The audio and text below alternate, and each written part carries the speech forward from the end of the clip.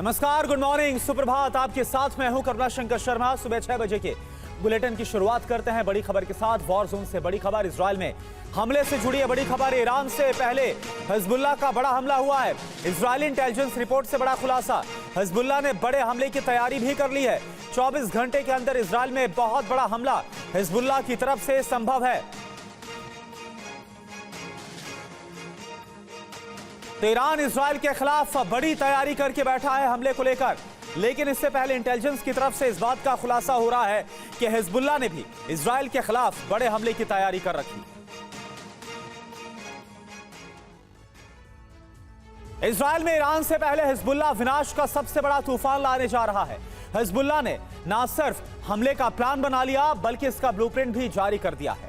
Hezbollah chief Hassan Nasrallah ने कैमरे के सामने आकर कहा कि हिजबुल्लाह के लड़ाके इजराइल में 12 बड़े टारगेट्स को तबाह करने वाला ऑपरेशन लॉन्च करने जा रहे हैं। क्या आप अभी भी माता पिता बनने का सपना देख रहे हैं? अपोलो फर्टिलिटी के साथ अपनी माता पिता बनने का सपना पूरा करें। मुफ्त परामर्श के लिए 9953440671 पर कॉल करें। यह ऑपरेशन 30 मिनट का होगा। तो आज हम आपको यही एक्सक्लूसिव रिपोर्ट दिखाते हैं कि हिजबुल्लाह के हमले का एक्सक्लूसिव ब्लूप्रिंट क्या है।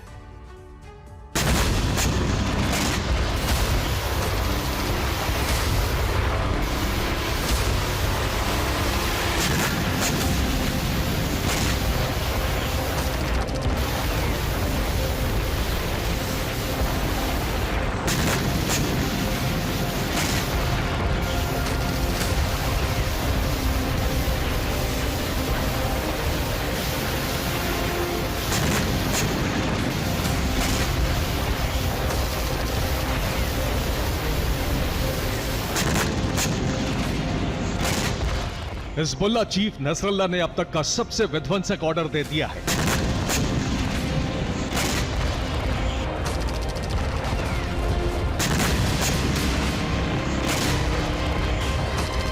इस ऑर्डर के तहत हिजबुल्लाह के लड़ाके इजरायली सरकार का मर्डर कर सकते हैं।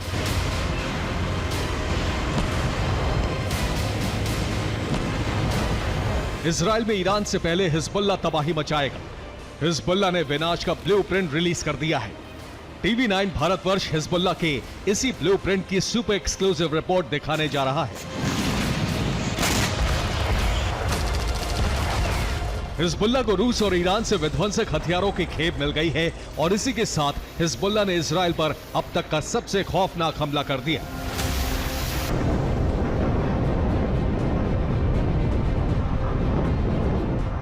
हिजबुल्लाह के लड़ाकों ने कुछ ही घंटों में उत्तरी इजराइल में अब तक का सबसे बड़ा हमला कर दिया। हिजबुल्लाह के रॉकेट हमले में न सिर्फ इजरायली शहर बल्कि इजराइल के 4 सैन्य बेस भी दहल गए।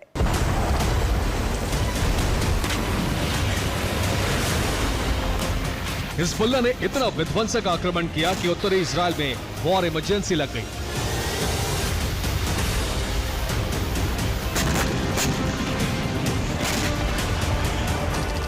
उत्तरी इजराइल के शहरों में हिजबुल्लाह ने इस तरह के एक के बाद एक कई ब्लास्ट की, कई इमारतें तबाह हो गई।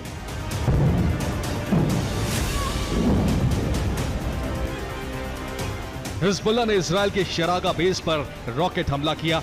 हमले के बाद सैन्य बेस में भीषण आग लग गई। इजराइल के केला बेस पर हिजबुल्लाह ने करीब 40 रॉकेट फायर किए। इजरायली बेस को बड़ा नुकसान पहुंचा है।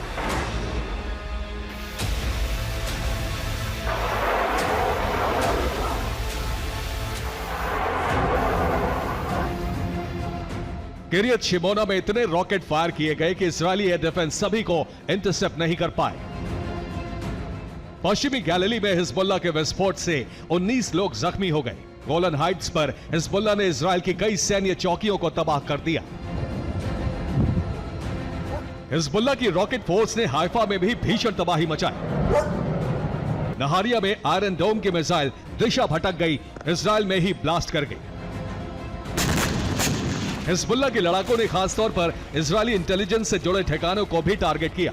हिजबुल्लाह अब न सिर्फ रॉकेट बल्कि इलेक्ट्रिक ड्रोन से भी हमले कर रहा है।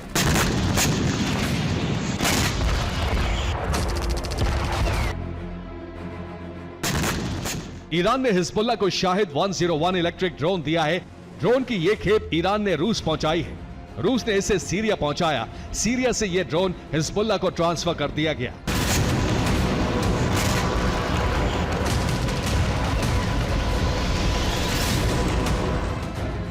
हिजबुल्लाह को ईरान ने जो शाहिद 101 इलेक्ट्रिक ड्रोन दिया है, उसकी रेंज 900 किलोमीटर है।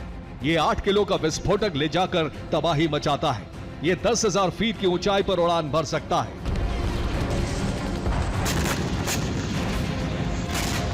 इतना ही नहीं, इजराइल को कई और घातक हथियार मिल गए हैं। शाहिद 101 इलेक्ट्रिक ड्रोन के अलावा ईरान ने हिजबुल्लाह को सी ड्रोन भी दिया है।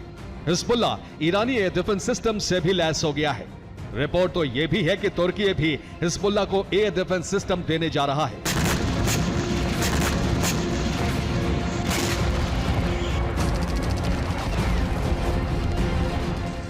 ये हथियार मिलने के बाद अब हिजबुल्लाह इजराइल को समाप्त करने वाला ऑपरेशन शुरू करने जा रहा है।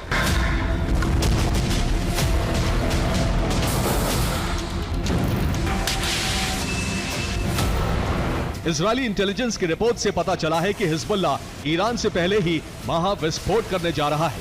इस बात का संकेत तब मिला जब हिजबुल्लाह ने इजराइल के अंदर 12 बड़े टारगेट को तहस नहस करने का ब्लूप्रिंट जारी कर दिया।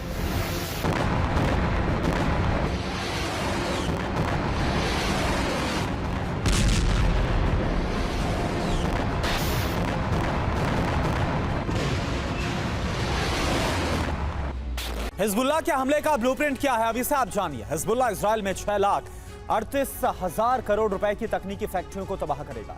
2,60,245 करोड़ रुपए के केमिकल प्लांट्स को जलाने का प्लान भी बना बैठा है। 1,746 करोड़ रुपए की फूड फैक्ट्रियों को भस्म करने की रणनीति है।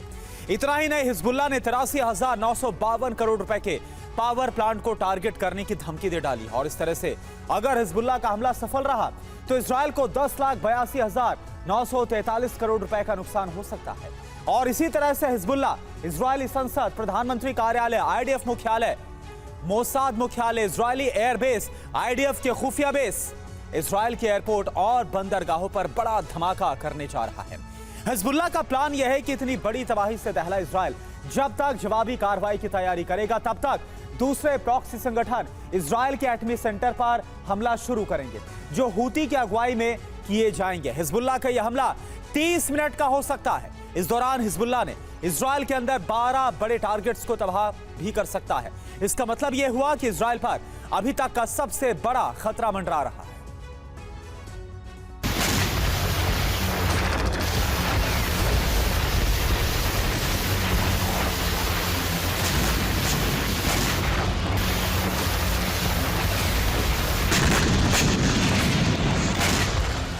हिजबुल्लाह ने विनाश का जो ब्लूप्रिंट रिलीज किया है, वो नसरल्लाह की स्पीच के बाद जारी किया है। हसन नसरल्लाह ने घोषणा कर दी है कि हिजबुल्लाह, ईरान और हूती एक साथ मिलकर इजराइल का खात्मा करने जा रहे हैं।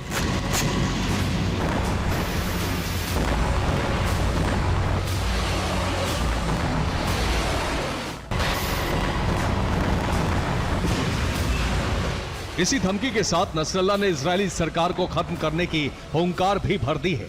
मोसाद से जुड़े सूत्रों के मुताबिक हिजबुल्लाह चीफ ने इजरायल के प्रधानमंत्री बेंजामिन नेतन्याहू, रक्षा मंत्री योव गैलेंट, विदेश मंत्री इजराइल काट्स और आईडीएफ चीफ हेरजी हालेवी और मोसाद चीफ डेविड बार्निया की हत्या करने का प्लान भी बनाया है। हिजबुल्लाह की खतरनाक साजिश का खुलासा हुआ तो इजरायल ने इन सभी वीवीआईपी लोगों की सुरक्षा बढ़ा दी है।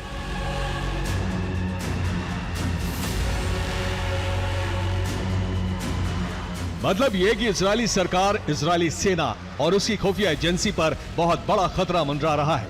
यही वजह है कि इजरायली सेना लेबनान में विध्वंसक हमले कर हिजबुल्लाह की कमर तोड़ने में जुटी है।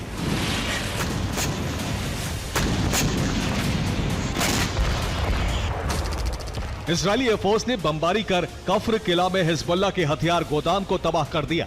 दक्षिणी लेबनान में हिजबुल्लाह के ठिकाने को भी मलबे में बदल दिया गया। यारोन इलाके में हिजबुल्लाह की रॉकेट लॉन्च साइट को बर्बाद कर दिया गया। लेबनान के चाकरा में भी आईडीएफ ने बहुत बड़ी तबाही मचाई। इतना ही नहीं, लेबनान की राजधानी बैरूत के आसमान में इजरायली फाइटर जेट ने कई बार चक्कर लगाए। इस दौरान पूरा शहर सोनिक बूम से डर गया।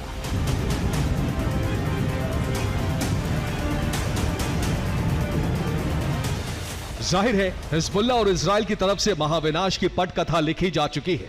ईरान से पहले हिजबुल्लाह इजराइल को दहलाने जा रहा है। इसके बाद एक ऐसी जंग शुरू हो जाएगी जिसकी कल्पना मात्र से कलेजा कांप जाता है।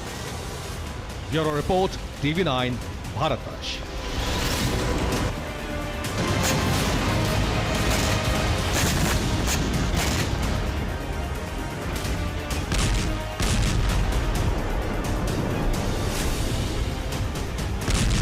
और देखिए इस बीच एक और बड़ी खबर, वॉर जोन से लेबनान के जवाया में इजराइल की बड़ी स्ट्राइक हुई है। इजरायली डिफेंस फोर्स ने कार पर ड्रोन से हमला किया। हमले में 2 लोगों की मौत की खबर है, 6 घायल हो गए हैं। इजराइल का दावा है कि कार में हिजबुल्लाह के लड़ाके मौजूद थे और इसी के बाद इस हमले को अंजाम दिया गया।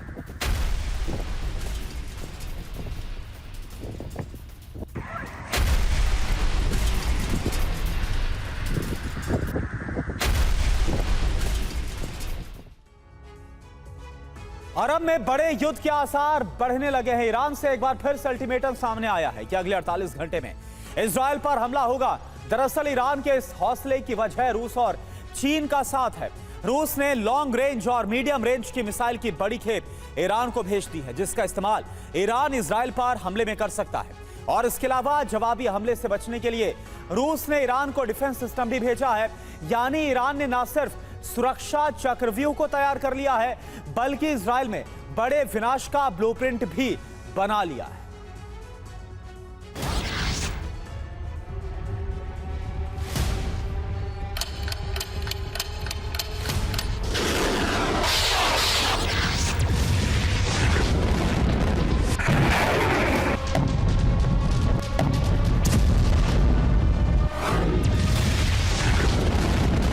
जिस खतरे का अंदेशा यूएन ने जताया था, वो खतरा नजदीक आता जा रहा है। जिस खतरे को लेकर अमेरिका ईरान पर अंकुश लगा रहा था, वो खतरा अब पूरे अरब पर मंडरा रहा है।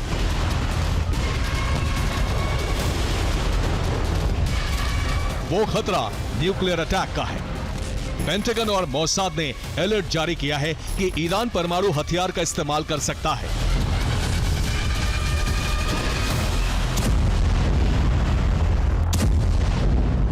अभी तक अमेरिका ये मानकर चल रहा था कि ईरान परमाणु हथियार बनाने के बेहद करीब है। पेंटागन की ताजा रिपोर्ट में यह सामने आया है कि ईरान परमाणु हथियारों का इस्तेमाल करने में देर नहीं करेगा। तो क्या ईरान ने परमाणु हथियार बना लिए हैं? अगर ऐसा है तो अरब को परमाणु विनाश से कोई नहीं बचा सकता, क्योंकि एक बार ईरान ने परमाणु विकल्प का इस्तेमाल किया तो अमेरिका इजराइल पलटवार जरूर करेंगे।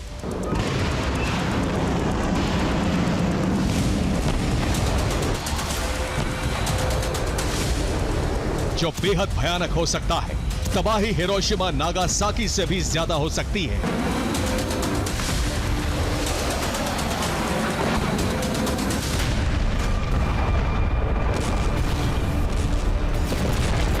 लेकिन इस बार शक्ति संतुलन के लिए रूस और चीन ईरान के साथ है, इसलिए अमेरिका हर कदम फूंक फूंक कर उठा रहा है।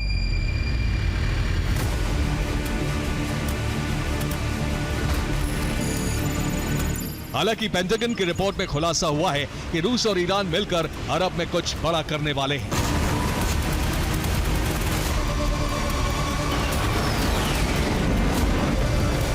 इसके पीछे की वजह जानिए।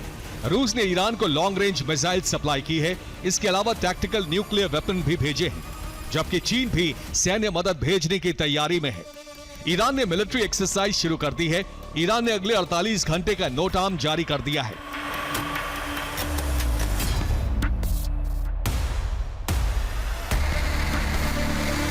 अमेरिका सतर्क है। उसने ईरान की 48 घंटे में हमले की धमकी को गंभीरता से लिया है। इसके लिए इजराइल में हाई अलर्ट जारी करने को कहा है। साथ ही इराक, सीरिया में अपने सैन्य ठिकाने भी वॉर रेडी कर दिए हैं।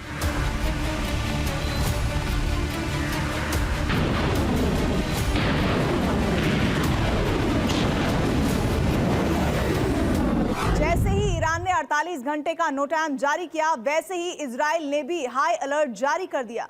ईरानी मिसाइल मूवमेंट पर अमेरिका नजर रख रहा है। सैटेलाइट के जरिए इसकी जासूसी की जा रही है।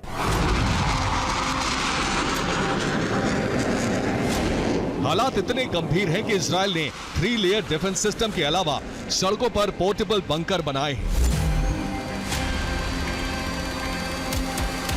जिससे हमला होने की स्थिति में पोर्टेबल बंकर को दूसरी जगह पर शिफ्ट किया जा सके।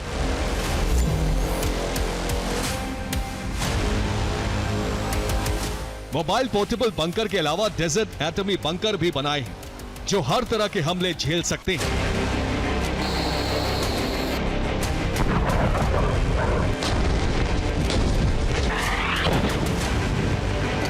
वैसे भी इजराइल की पूरी कैबिनेट तेल अवीव से यरूशलेम एटमी बंकर में शिफ्ट की जा चुकी है। वहीं से युद्ध से जुड़े सारे फैसले लिए जा रहे हैं। इसमें रूस और चीन का भी इनपुट लिया जा रहा है। सिर्फ 24 घंटे पहले ही तेहरान में रूसी एनएसए और पूर्व रक्षा मंत्री सरगई शोइगु मौजूद थे, जिसके बाद एक और खेप ईरान के लिए रवाना हुई। रूस से ईरान को एटमी मिसाइल और दूसरे हथियार पहुंचने शुरू हो गए हैं।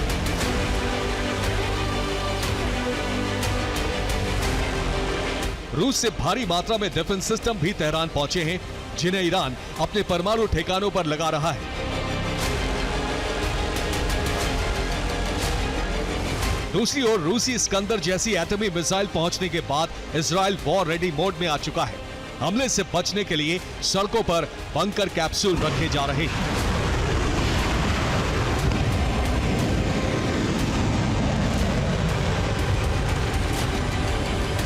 तो इजराइल को मिसाइल स्ट्राइक का डर है, क्योंकि रूस से मिसाइल ईरान पहुंच चुकी है। इसके लिए रूट था, पहले मिसाइलें मॉस्को से जॉर्जिया की राजधानी तिब्लिसी पहुंची और इस दौरान 1962 किलोमीटर का सफर 24 घंटे में तय किया गया। आगे तिब्लिसी से आर्मेनिया की राजधानी येरेवन तक 272 किलोमीटर के सफर में 5 घंटे लगे, जबकि येरेवन से तेहरान तक पहुंचने के लिए 1073 किलोमीटर तय करने में 14 घंटे का वक्त लगा। इस दौरान मिसाइलें जेंगजूर कॉरिडोर से होकर गुजरी हैं। तेहरान पहुंचने के बाद रूसी मिसाइलों को तुरंत परमाणु ठिकानों पर रवाना कर दिया गया और इसमें तेहरान एटमी centre, Isfahan nuclear reactor, Natanz secret nuclear lab, Fordow एटमी रिसर्च सेंटर और अरक परमाणु ठिकाना शामिल है।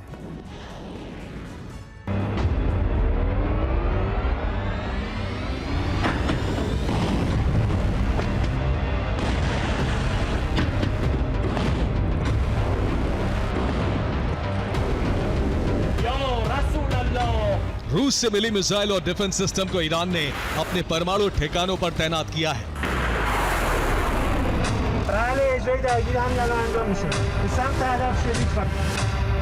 इससे साबित हो रहा है कि ईरान को भी सबसे ज्यादा खतरा परमाणु ठिकानों पर अटैक को लेकर है।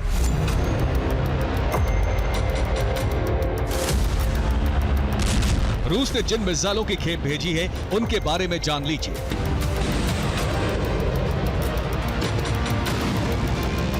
पहली मिसाइल है स्कंदर, जिसकी रेंज 500 किलोमीटर है और स्पीड 7000 किलोमीटर प्रति घंटे है।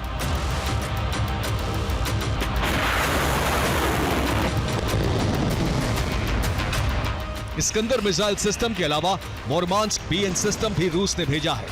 साथ ही S-300 डिफेंस सिस्टम भी ईरान पहुंच गए हैं।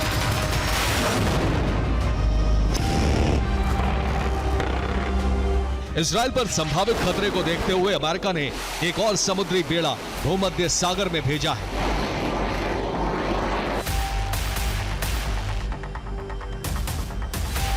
जबकि पहले वो 12 वॉरशिप भूमध्य सागर से लेकर फारस की खाड़ी तक लगा चुका है।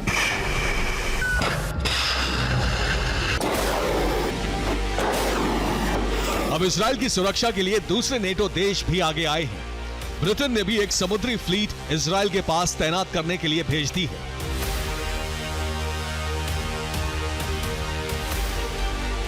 इस बीच इजराइल की तरफ से कहा गया है, हमें खतरे का अंदाजा है। अगर हमें इनपुट मिलता है कि ईरान हमला जरूर करेगा, तो हम इंतजार नहीं करेंगे।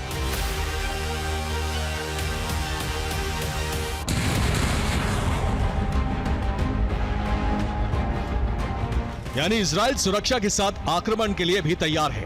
इसके लिए योव गैलेंट ने पेंटागन से भी बात कर ली है। इस बीच ईरान ने खुद के डेवलप किए डिफेंस सिस्टम भी तैनात कर दिए हैं।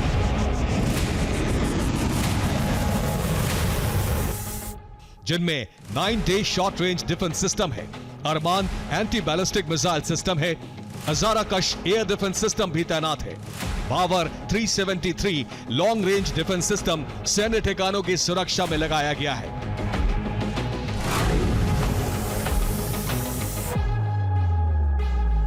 कुल मिलाकर दोनों तरफ से जबरदस्त तैयारी है।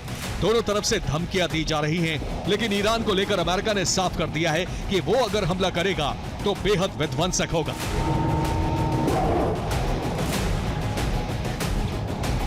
यानी अरब से ऐसी बारूदी आंधी की शुरुआत हो सकती है जिसमें पूरा यूरोप घिर सकता है। Bureau report, TV9 Bharatvarsh.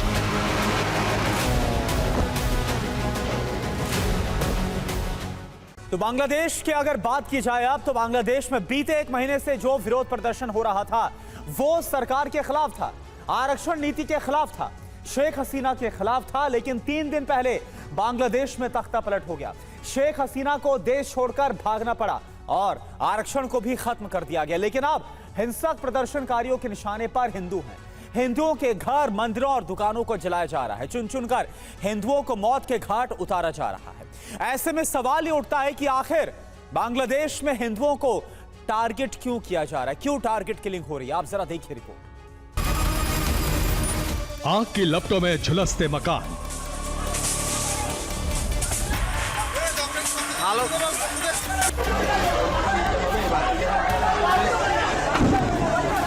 हिंसक उपद्रवियों का भीषण अत्याचार,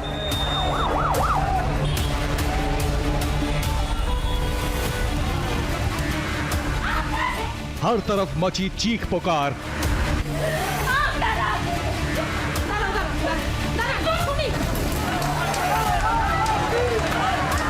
जान बचाकर भागते हिंदुओं के परिवार।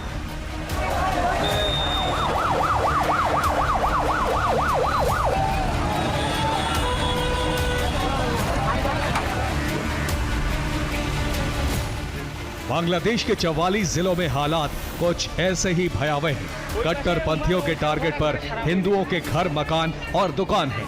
हर जिले में, हर कस्बे में, हर इलाके में हिंदू परिवारों को चुन चुन कर मारा पीटा जा रहा है। उनके घरों को आग के हवाले किया जा रहा है। दुकानों में तोड़फोड़ और लूटपाट की जा रही है।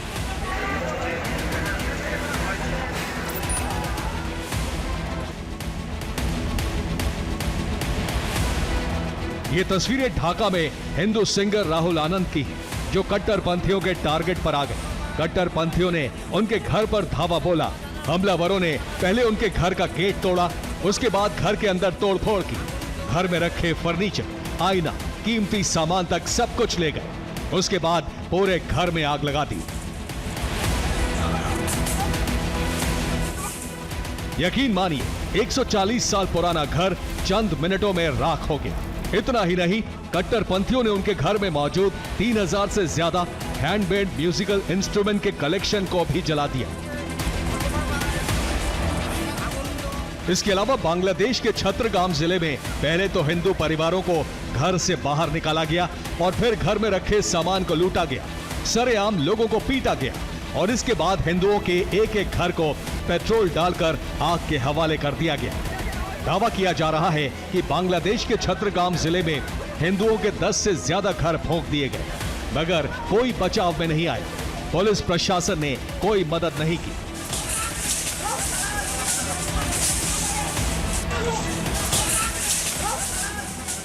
ठीक इसी तरह दिनाजपुर के हिंदू बहुल गांव में भी दंगाइयों ने कोहराम मचाया। दिनाजपुर के जयगंज गांव में हिंदुओं पर हमले किए गए। 50 से ज्यादा कट्टरपंथियों की टोली इस गांव में पहुंची और हिंदुओं के मकानों को फूंकना शुरू कर दिया। चंद घंटों के भीतर सब कुछ खाक हो गया।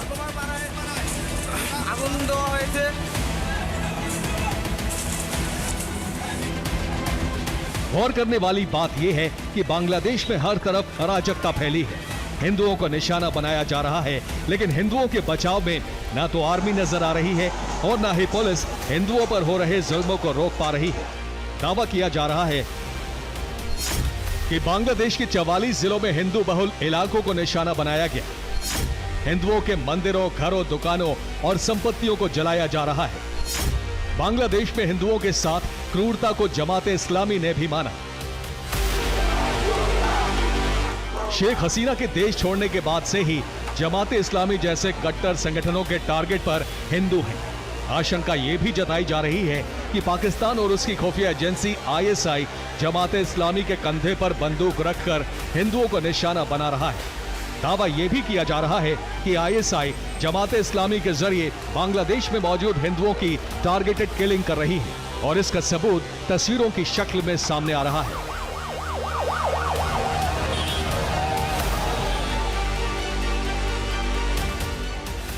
अब जरा जैसोर से सामने आई इन तस्वीरों को देखिए। जैसोर में खुलेआम हिंदुओं के घरों को लूटा गया। दंगाई सारा सामान अपने साथ ले गए। कीमती गहनों और अन्य सामान की लूट हुई। कुछ हिंदू परिवारों ने दंगाइयों का विरोध किया तो उनसे मारपीट की गई। Bureau report TV9 Bharatvarsh. Gaza में युद्ध विराम की सभी कोशिशें खत्म हो गई। सीजफायर की सभी उम्मीद टूट गई है। गाजा की धरती पर फिर से विनाश का बहुत बड़ा बवंडर आ गया है। इजराइल का सबसे बड़ा दुश्मन याह्या सिनवार ने इस्माइल हानिया की जगह ले ली है। सिनवार हमास का चीफ बना है तो नेतन्याहू और उनकी सेना बुरी तरह से बौखला गई है। सिनवार के हमास चीफ बनने के साथ ही इजराइल ने गाजा की समाप्ति का ऑपरेशन भी लॉन्च कर दिया।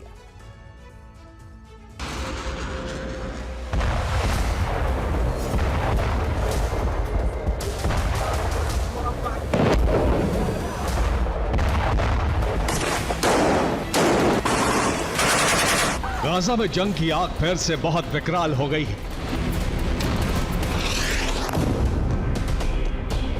गाजा में विनाश का आकार और प्रकार बड़ा हो गया है।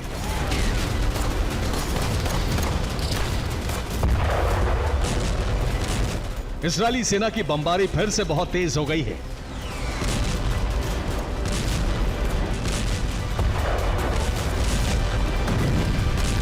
IDF जिस तरह से हमले कर रही है उससे उत्तर से लेकर दक्षिण गाजा तक तबाही का बहुत बड़ा तूफान आ गया है।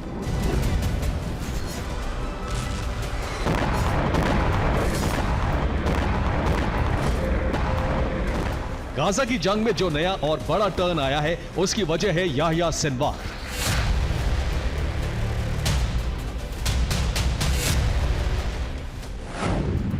याह्या सिनवार अब हमास का चीफ बन गया है। मतलब यह कि उससे हानिया की जगह मिल गई है।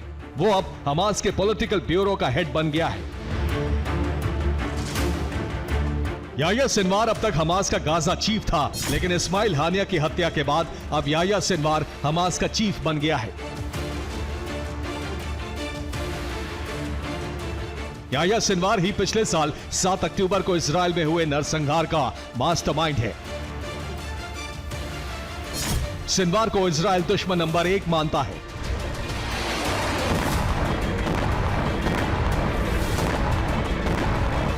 अब इसी याह्या सिनवार को हमास का मुखिया बना दिया गया है। इस बात से भड़की इजरायली सेना ने गाजा को शमशान बनाना शुरू कर दिया है।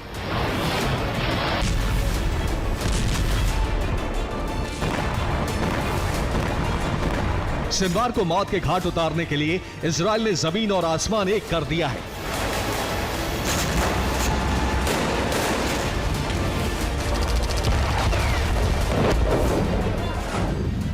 वेस्ट बैंक के नाब्लुस में इजराइल ने फतेह के हेडक्वार्टर को धराशायी कर दिया। गाजा में IDF ने अल कसाम कमांडर के घर को तबाह कर दिया। लास्ट में अल कसाम के 45 लड़ाके मारे गए। राफा में हमास से जुड़ी बिल्डिंग को भी टारगेट किया गया। हमले के बाद बिल्डिंग पूरी तरह बर्बाद हो गई। जेनिन में इजरायली सेना ने रेफ्यूजी कैंप को तहस नहस कर दिया। हमले में 1 दर्जन लोगों की मौत हो गई। इजरायली सेना अब उन जगहों को टारगेट कर रही है जहां सिनवार के छिपे होने का शक है।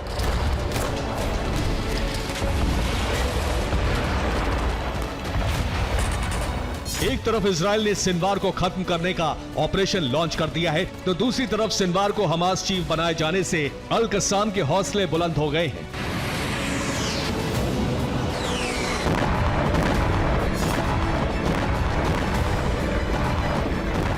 अल कसाम के लड़ाके भी इजरायली सेना को जख्म दे रहे हैं। यही वजह है कि गाजा युद्ध का स्वरूप बहुत ही विध्वंसक हो गया है।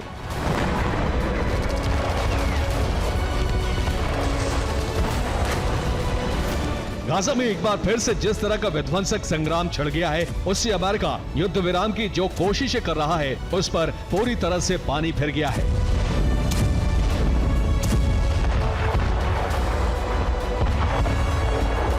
Bureau report, TV9 Bharatvarsh.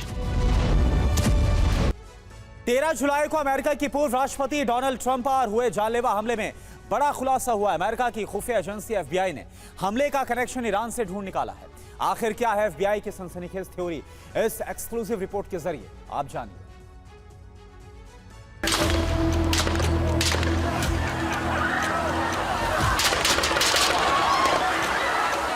Trump पर गोली चली, वो बाल बाल बचे। पेंसिल्वेनिया में हुई इस घटना के बाद FBI इसकी जांच करने लगी, जिसने अब चौंका देने वाला खुलासा किया है।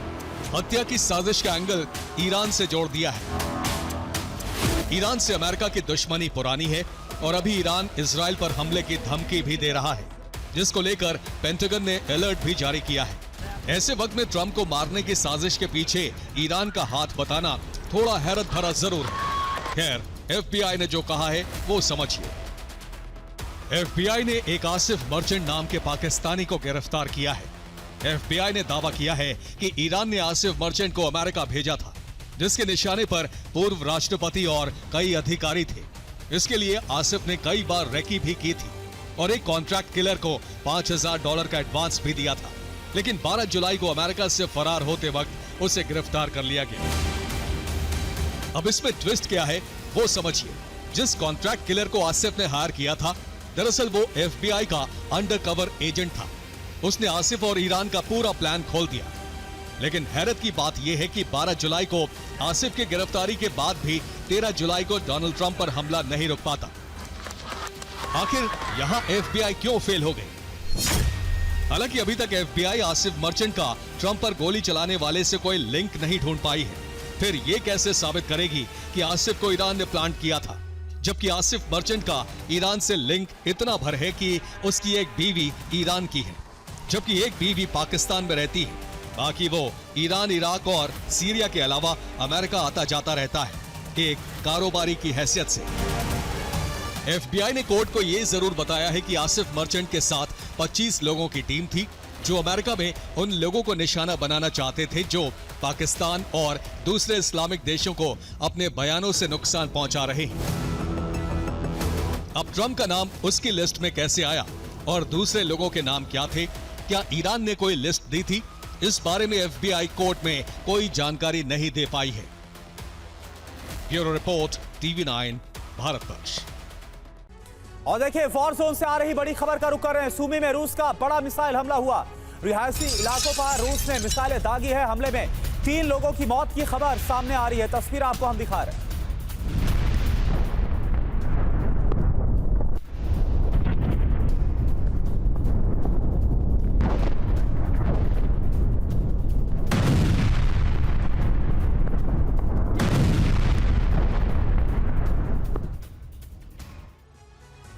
बीते 11 दिनों में रूस के 6 एयरफील्ड्स को यूक्रेन तबाह कर चुका है। मिसाइल और ड्रोन हमले में राख कर चुका है। और इसी तरह से यूक्रेनी ब्रिगेड ने रूस के मोरोजोवस्क एयरफील्ड को निशाना बनाया।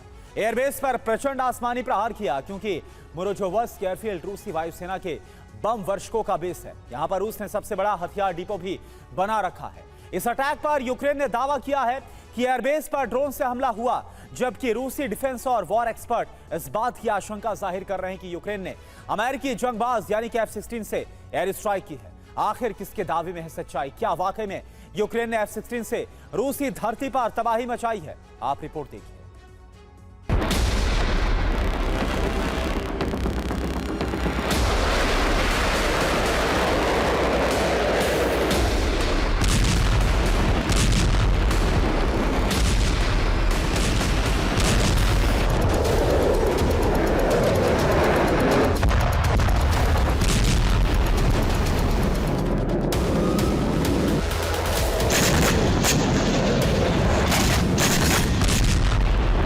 जोरदार धमाके के साथ आसमान में तेजी से उठता बारूद से सने धुएं और आग का गुबार।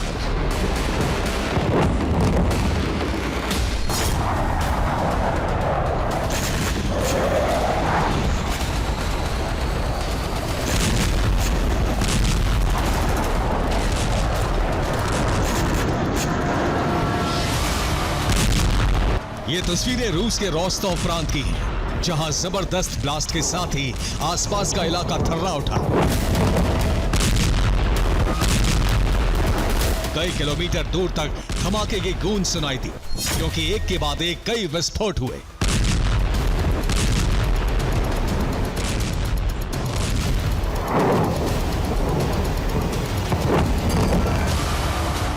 अब सवाल यह है कि रूसी धरती पर इतना भयावह प्रहार किसने किया?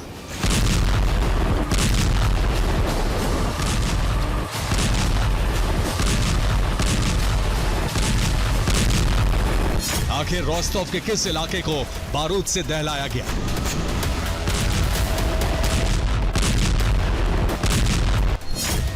तो आपको बता दें कि रोस्तोव के मोरोजोव्स्क एयरफील्ड पर यूक्रेन ने हमला किया।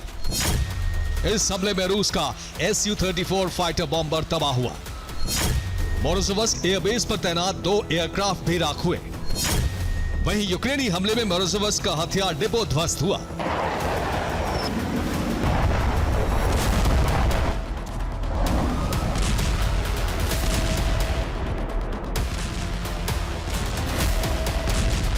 इस हमले को लेकर यूक्रेन ने दावा किया है कि रोस्तोव प्रांत के मोरोजोव्स्क एयरफील्ड पर यूक्रेनी सेना ने ड्रोन स्ट्राइक की।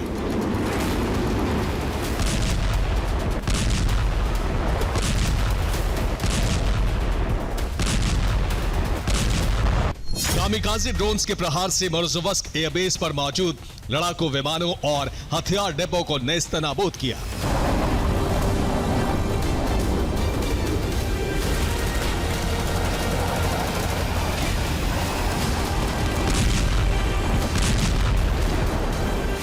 जहां एक तरफ यूक्रेन ड्रोन स्ट्राइक का दावा कर रहा है, तो वहीं रूसी डिफेंस और वॉर एक्सपर्ट्स ये आशंका जता रहे हैं कि रोस्तोव प्रांत के मोरोजोव्स्क एयरफील्ड पर यूक्रेन ने F-16 लड़ाकू विमानों से एयर स्ट्राइक की।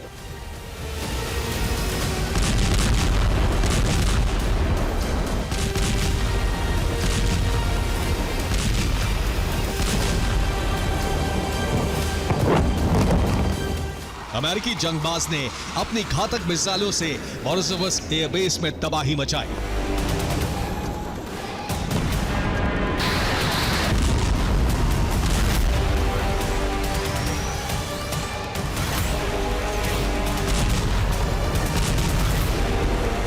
कुछ मीडिया रिपोर्ट्स में यह दावा किया गया कि 3 अगस्त की रात रोस्तोव के मोरोजोव्स्क एयरफील्ड पर हमला हुआ।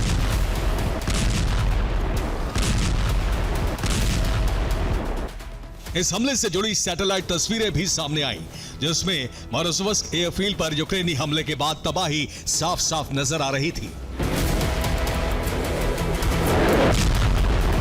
जिस तरह मोरोजोव्स्क एयरफील्ड पर ब्लास्ट हुआ, जिस तरह यूक्रेन के हवाई हमले में रूसी एयरबेस राख हुआ, वो तमाम तरह के सस्पेंस खड़े कर रहा है।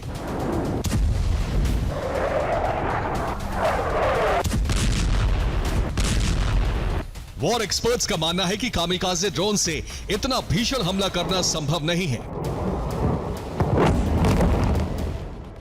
तो क्या यूक्रेन ने रूसी एयरफील्ड पर हमले के लिए F-16 का इस्तेमाल किया?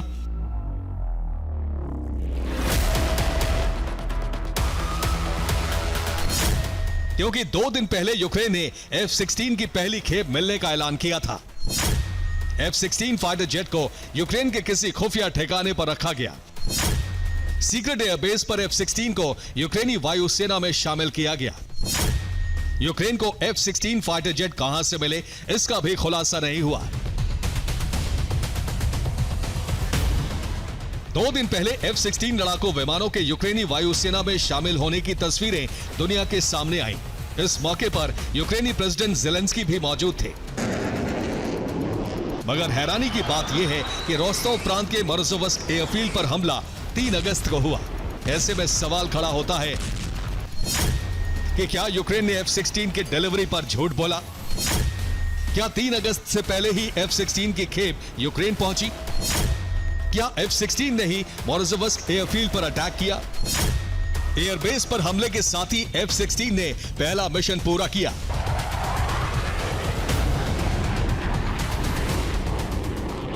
आपको बता दें कि रोस्तोव प्रांत में मौजूद मोरोजोव्स्क एयरफील्ड यूक्रेन बॉर्डर या फिर फ्रंट लाइन से करीब 265 किलोमीटर दूर है। ऐसे में F-16 के लिए रूसी एयरफील्ड पर हमला करना चुटकी का काम है।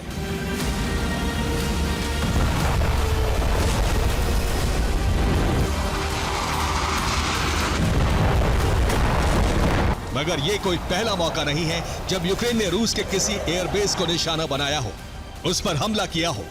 बीते 11 दिनों में यूक्रेन रूस के 5 से ज्यादा एयरफील्ड को निशाना बना चुका है। तो जिस युद्ध नीति के जरिए पुतिन की सेना यूक्रेनी एयरबेस को निशाना बना रही थी, अब उसी युद्ध नीति का इस्तेमाल ज़ेलेंस्की ब्रिगेड रूस के खिलाफ कर रही है, यानी रूसी एयरफील्ड की तबाही। यूक्रेन ने पहला अटैक 26 जुलाई की सुबह पश्चिमी क्रीमिया में मौजूद साकी एयरबेस पर किया, वो भी ATACMS टैक्टिकल मिसाइलों के जरिए। इस हमले में रूसी वायुसेना के 16 फाइटर जेट्स तबाह हुए।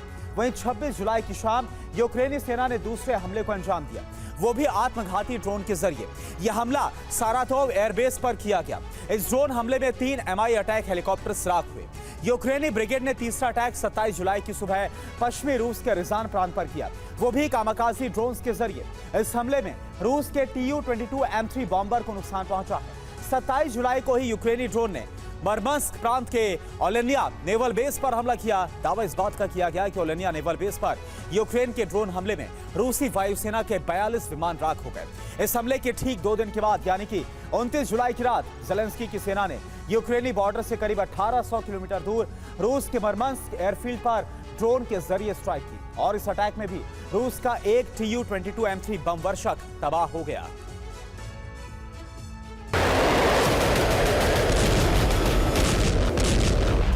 मतलब ये कि पुतिन के युद्ध नीति के जरिए ज़ेलेंस्की रूसी वायुसेना की दुर्गति कर रहे हैं।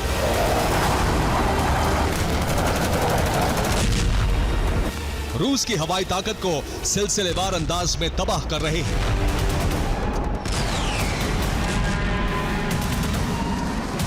ताबड़तोड़ अंदाज में रूसी एयरफील्ड पर हमला कर रहे हैं। रूसी एयरफील्ड पर हमले के बाद रूस भड़का हुआ है। दावा तो यहां तक किया जा रहा है कि रूसी डिफेंस को इस बात की प्रबल आशंका है कि रोस्टोव के मोरोजोव्स्क एयरफील्ड पर यूक्रेन ने F-16 से तबाही मचाई है।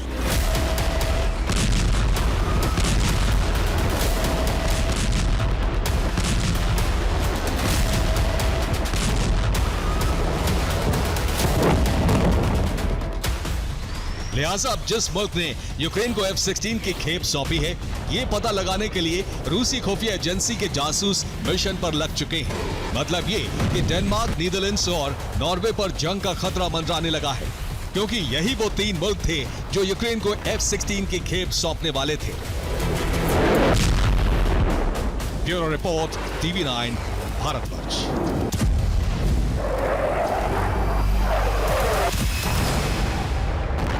24 फरवरी 2022 को रूस यूक्रेन की जंग की शुरुआत हुई थी और इसी बीच कई बार यूक्रेन ने रूस पर ड्रोन और मिसाइल से हमला किया। लेकिन जंग में ऐसी पहली बार हुआ है जब ज़ेलेंस्की के जवान बॉर्डर पार करके रूसी सरहद में दाखिल हो गए। रूसी शहर कुर्स्क में इस वक्त पुतिन की सेना ज़ेलेंस्की के जवानों से मुकाबला कर रही है। यूक्रेन आर्मी ने शहर में कई जगहों पर बड़ी तबाही मचाई है। अब सवाल ये उठता है कि ज़ेलेंस्की ने अचानक से रूस में अपनी सेना भेजने का फैसला क्यों किया और इसके पीछे की उनकी रणनीति क्या है, इस रिपोर्ट के जरिए आप समझिए।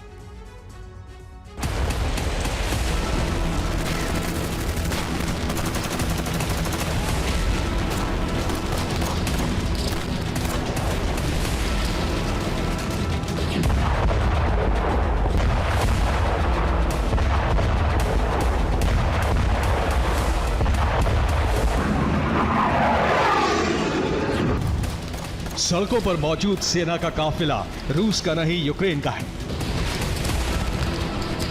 जिस जमीन पर यूक्रेन की सेना मौजूद है वो यूक्रेन की नहीं रूस की है।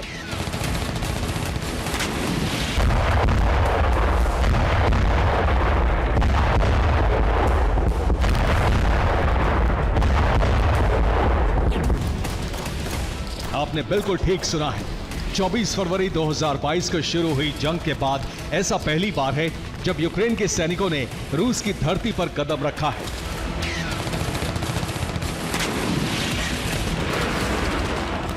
वो भी टैंक, आर्मर्ड व्हीकल और तबाही के दूसरे सामानों के साथ।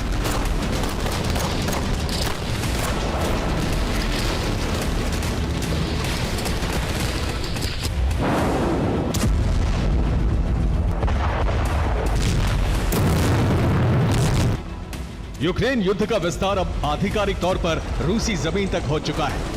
कल तक जो यूक्रेन अपने शहरों को बचाने के लिए लड़ रहा था, रूसी कब्जे से अपनी जमीन छुड़वाने के लिए जूझ रहा था, वो यूक्रेन अब रूस की धरती पर कब्जे के इरादे से जंग में आगे बढ़ चुका है।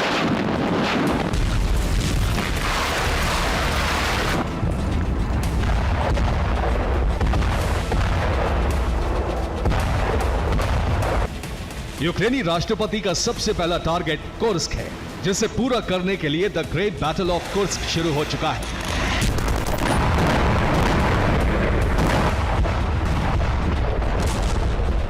ये कुर्स्क की तस्वीरें हैं, जिसे यूक्रेन ने 20 से ज्यादा ड्रोन अटैक कर दहला दिया, जिसके बाद शहर में कई जगहों पर आग लग गई। मगर ये यूक्रेन के प्लान का सिर्फ पहला चरण था।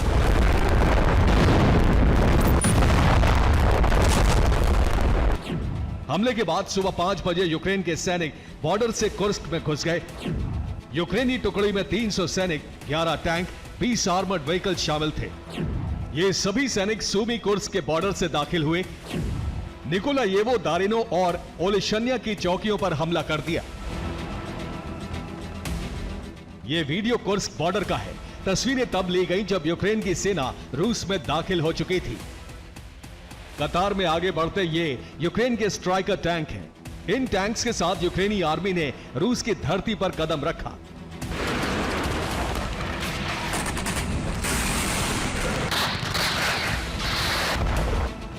कुर्स्क में यूक्रेनी जवानों ने कई रूसी सैनिकों को बंदी बना लिया, जिसका एक वीडियो भी सामने आया है। दावा है कि इस वीडियो में कतार में चलते ये रूस के सैनिक हैं, जिन्हें यूक्रेनी जवानों ने बंदी बना लिया। 5 अगस्त को भी यूक्रेनी सैनिकों ने रूस में घुसने की कोशिश की थी, लेकिन वो कामयाब नहीं हो सके थे। 6 अगस्त को यूक्रेन आर्मी ने एक बार फिर धावा बोल दिया और इस बार वो कामयाब रही। रूस में घुसते ही यूक्रेन आर्मी ने तबाही मचानी शुरू कर दी।